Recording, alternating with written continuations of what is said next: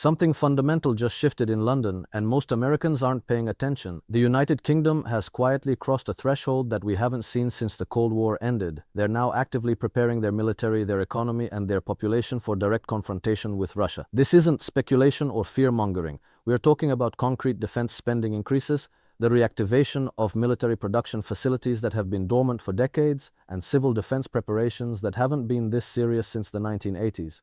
The British government is positioning itself at the spearhead of NATO's most aggressive posture toward Moscow, and the implications for American foreign policy, for global stability, and for your economic future are staggering. What's driving this? Why is Britain, an island nation thousands of miles from the Ukrainian front lines, suddenly acting like it's on the verge of war? And more importantly, what does this mean for the United States, which remains deeply entangled in NATO obligations and European security commitments? The answers reveal a power structure in transition, an empire in decline desperately trying to maintain relevance, and a geopolitical gamble that could reshape everything we thought we knew about the post-Cold War order. Let's start by looking at what's actually happening on the ground, because the mainstream media has been remarkably quiet about the scale of Britain's military mobilization. In the past 18 months, London has committed more than £12 billion to defense spending, increases that go far beyond what was previously planned. We're not talking about routine budget adjustments here. This represents a fundamental reorientation of British strategic priorities. They're ordering new fighter jets, refitting naval vessels that were scheduled for decommissioning, and most tellingly, they're dramatically expanding their military presence in Eastern Europe. British troops are now stationed in Poland, Romania, and the Baltic states in numbers we haven't seen since the height of Cold War tensions. These aren't peacekeeping missions or training exercises. These are forward-deployed combat units with full operational capability, positioned along what military strategists are now openly calling the new Iron Curtain. But here's where it gets really interesting, and this is something most analysts are missing. Britain's push toward confrontation with Russia isn't happening in isolation. It's part of a broader pattern that reveals the deep anxiety within Western power structures about their diminishing influence on the world stage. You see, the United Kingdom spent 3 centuries as the world's dominant imperial power. Even after the formal end of the British Empire, London maintained enormous influence through financial networks, intelligence sharing arrangements, and its special relationship with the United States. That world is ending, and the British establishment knows it. The rise of BRICS, the de-dollarization movement, the increasing irrelevance of Western financial institutions in large parts of the world, all of this represents an existential threat to British interests. And when empires feel threatened, when they sense their power slipping away, they don't go quietly, they double down. They become more aggressive, more willing to take risks that rational actors would normally avoid. Think about Britain's role in the Ukraine conflict from this perspective. From the very beginning, British intelligence and military advisors have been deeply embedded in Ukraine's war effort. In fact, there's substantial evidence suggesting that British special forces and intelligence operatives were active in Ukraine well before the conflict escalated in early 2022. London has provided advanced weapon systems, extensive training, and most importantly, strategic guidance at the highest levels of the Ukrainian government. Former British Prime Minister Boris Johnson personally intervened in spring 2022 to discourage peace negotiations between Ukraine and Russia, flying to Kiev to deliver a message that Ukraine should continue fighting with full Western backing. This isn't the behavior of a neutral party hoping for diplomatic resolution. This is the behavior of a power actively seeking confrontation, using Ukraine as a proxy to weaken Russia. Now you might ask why Britain would take such risks. After all, direct military confrontation with a nuclear-armed power like Russia could have catastrophic consequences. The answer lies in understanding how the British establishment views the current geopolitical landscape. In their calculation, allowing Russia to successfully challenge Western interests in Ukraine would accelerate the collapse of the post-Cold War order that has been so beneficial to British power. If Russia can act independently in its sphere of influence, if countries can successfully resist Western pressure, if alternative economic and financial systems can emerge that bypass London and New York, then Britain's relevance on the world stage diminishes dramatically. From their perspective, it's better to risk confrontation now, while the West still has military and economic advantages, than to accept a managed decline into irrelevance. This explains the increasingly reckless rhetoric coming out of London. British defense officials and politicians have been among the most vocal in calling for deeper NATO involvement in Ukraine, including the provision of long-range missiles that can strike deep into Russian territory. They've pushed for Ukraine's admission into NATO which would effectively obligate all NATO members, including the United States, to directly defend Ukrainian territory. They've advocated for seizing Russian assets frozen in Western banks and using those funds to purchase weapons for Ukraine. Each of these actions represents an escalation, a step closer to direct confrontation between NATO and Russia, and Britain is leading the charge on every single one of them. What makes this particularly dangerous is that Britain's military capabilities don't match its ambitions.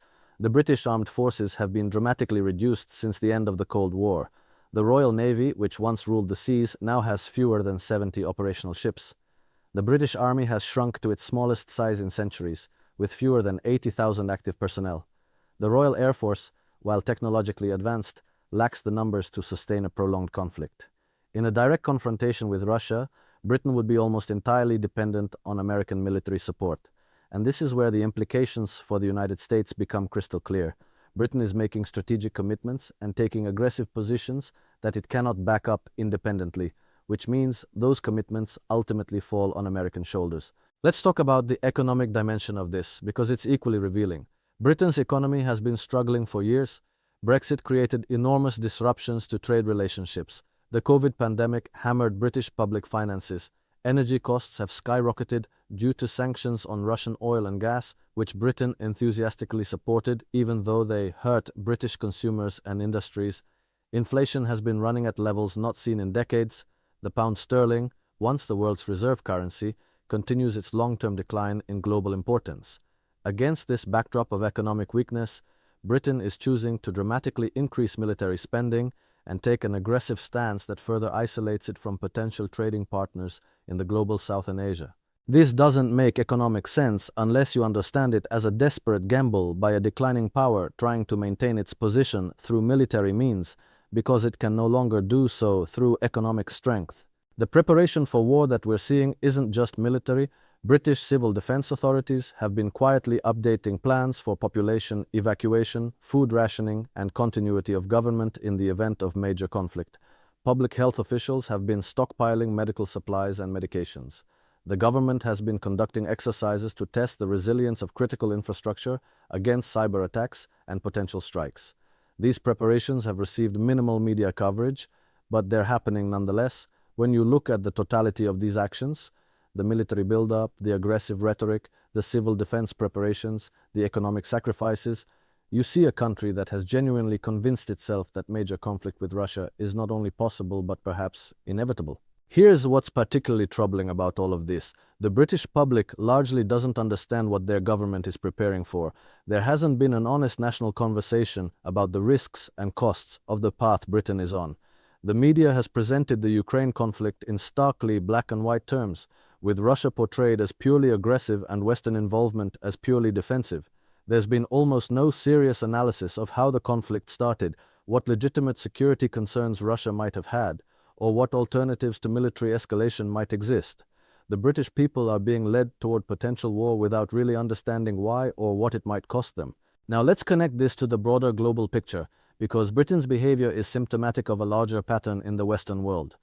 We're watching the old Western-dominated international order crack and fracture under the weight of its own contradictions. For 30 years after the Cold War ended, the United States and its European allies acted as though they had achieved a permanent victory, as though the end of history had arrived and Western liberal democracy would simply spread across the globe unopposed. That didn't happen. Instead, we've seen the rise of China as an economic superpower, the resurgence of Russia as a military power willing to defend its interests, the emergence of new power centers in India, Brazil, and the Middle East, and the creation of alternative international institutions that bypass Western control. The Western response to this changing reality has been to double down on military dominance as economic and cultural influence wanes. We've seen this pattern repeatedly. When countries don't follow Western direction, they face sanctions, coups, color revolutions, or in extreme cases, military intervention. Libya, Syria, Yemen, Venezuela, Iran, the list of countries that have been targeted for refusing to submit to Western dictates is long and growing. Russia represents the most significant challenge to this system because it has the military capability to resist Western pressure and the natural resources to withstand economic sanctions. If Russia can successfully defy the West, It demonstrates to the entire world that Western dominance is no longer absolute, that alternatives are possible, that countries can chart their own course without facing overwhelming consequences. This is why the conflict in Ukraine has become so significant beyond Ukraine itself. It's a test case for whether the Western-dominated international order can maintain its primacy through force when other forms of influence have diminished. Britain understands this, which is why London has been so aggressive in pushing for confrontation. They see Ukraine not as an end in itself, but as a battlefield in a larger struggle for global dominance. If Russia can be defeated or severely weakened through the Ukraine proxy war, it sends a message to China, Iran, and every other country considering resistance to Western hegemony. If Russia succeeds in achieving its objectives despite Western opposition, it signals the beginning of a truly multipolar world, where Western power is just one force among several, no longer the dominant organizing principle of international relations. The tragedy in all of this is that the path Britain and its allies have chosen makes conflict more likely rather than less. Every escalation, every new weapon system provided to Ukraine, every expansion of sanctions, every seizure of Russian assets pushes the two sides further from any possibility of diplomatic resolution. We're creating a situation where both sides have invested so much, sacrificed so much, that backing down becomes psychologically and politically impossible. Russia has lost tens of thousands of soldiers and faces the most severe sanctions regime ever imposed on a major economy. The West has committed hundreds of billions in aid and weapons, has staked its credibility on Ukrainian success, and has made Russia into an enemy that must be defeated. How does that situation resolve without catastrophic conflict? Britain's military preparations suggest that at least some Western planners have concluded that catastrophic conflict is coming. They're preparing their forces, their economy, and their infrastructure for a war they believe is increasingly inevitable. The question American citizens need to ask is whether we've been consulted about this path, whether we've agreed to these risks, and whether the potential consequences have been honestly presented to us. Because make no mistake, if Britain enters into direct military conflict with Russia, the United States will be immediately involved through our NATO commitments. American soldiers will be fighting, American cities could be targeted, American families will bear the cost in blood and treasure. What's the alternative? The alternative is what neither Britain nor the broader Western establishment seems willing to consider. Genuine diplomacy based on accepting that we live in a multipolar world where other powers have legitimate interests that must be accommodated. Russia has consistently stated its red lines: no NATO expansion into Ukraine, recognition of Russian security concerns along its borders, respect for the rights of Russian-speaking populations in Ukraine. These aren't outrageous demands from a major power with significant historical and cultural ties to Ukraine. They're the kind of security guarantees that any nation would seek in similar circumstances. The United States certainly wouldn't tolerate a hostile military alliance on its borders backed by a rival superpower. We proved that during the Cuban Missile Crisis when we nearly went to nuclear war rather than accept Soviet missiles in Cuba. But acknowledging Russian security concerns doesn't fit the narrative that has been constructed. It requires admitting that Western expansion of NATO was provocative, that the 2014 coup in Ukraine that overthrew a democratically elected government had Western backing, that Ukrainian forces have committed serious human rights violations against Russian-speaking populations in eastern Ukraine. These facts complicate the simple good versus evil story that justifies unlimited Western support for Ukraine and aggressive posturing toward Russia. So instead of honest diplomacy, we get escalation. Instead of negotiation, we get preparation for war. Britain's path toward confrontation with Russia represents a choice, not an inevitability.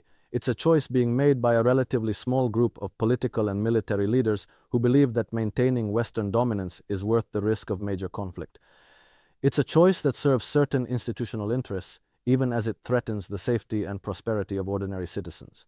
And it's a choice that's being made without honest public debate about the alternatives, the risks, or the potential costs. The British people deserve better. The American people deserve better.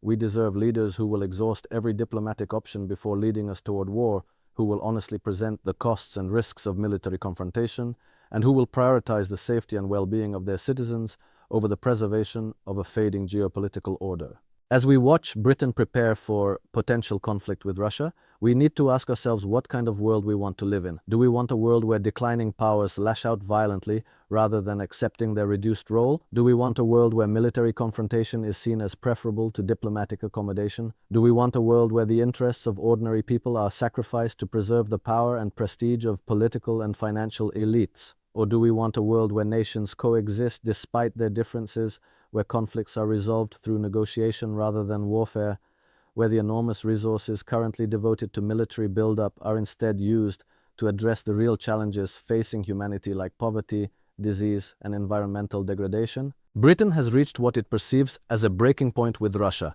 and it's preparing for war.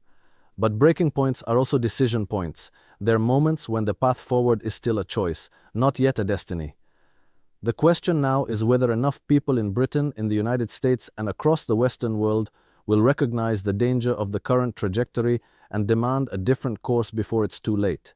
Because once the shooting starts, once the missiles fly, once the casualties mount, the options narrow dramatically. History is filled with wars that nobody really wanted, but that happened anyway because of miscalculation, pride, and the momentum of events that were set in motion by leaders who believed they could control what they had unleashed. We have the opportunity now to avoid repeating that pattern, but only if we're willing to look honestly at what's happening, question the narratives we're being fed, and insist that our leaders find a better way forward than the path to war that Britain is currently charting.